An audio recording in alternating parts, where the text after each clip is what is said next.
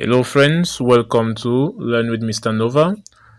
This video is about mathematics tricks or riddles to work your brain out.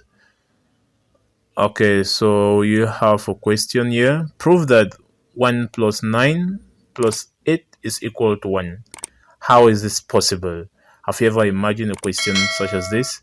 So if this is your first time to visit this channel, please kindly subscribe and stay tuned to watch this video till the end. And if you find it interesting, you can subscribe and comment at the comment section. You can equally like the video.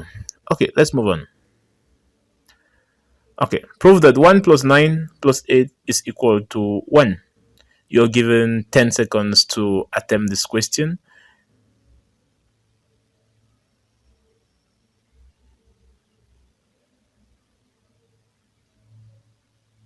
Okay, now the proposed solution to this question is just simply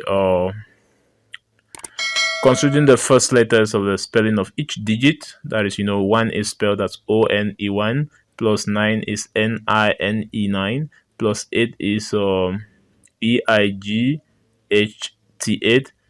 And now, considering just the first spelling of each of the letters, like here, we have letter number 1, which is spelled beginning with letter O.